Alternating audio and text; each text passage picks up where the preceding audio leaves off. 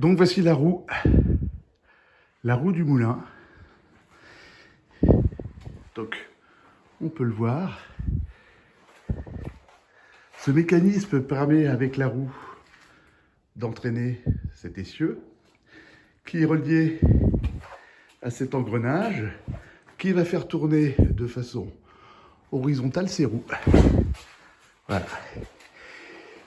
Et donc, l'essieu central va jusqu'à l'étage où se trouve une meule.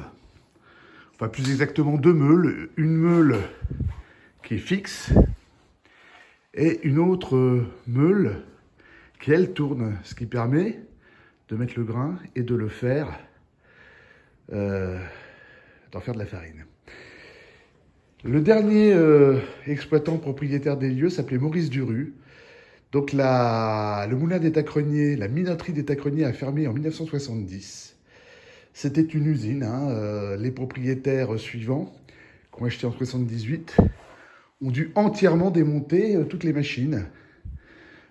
Et j'en ai encore quelques-unes, donc je vais vous les montrer. Et puis vous voyez, ceci là, cette grande roue, permettait, à l'aide d'une, comment dirais-je, le mot m'échappe,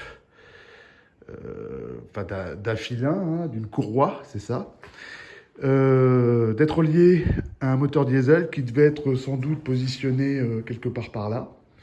Et ce moteur diesel faisait tourner la roue. Donc en fait, la roue n'a certainement pas tourné depuis la guerre, la Seconde Guerre mondiale, puisque les 30-40 années d'exploitation suivantes, c'était assuré par un moteur diesel. Voilà, très très joli mécanisme. Voilà, des étés évidemment pour faire tenir tout ça, parce que c'est hyper lourd. Le tableau électrique. Et puis bon, ça c'est la fameuse crémaillère.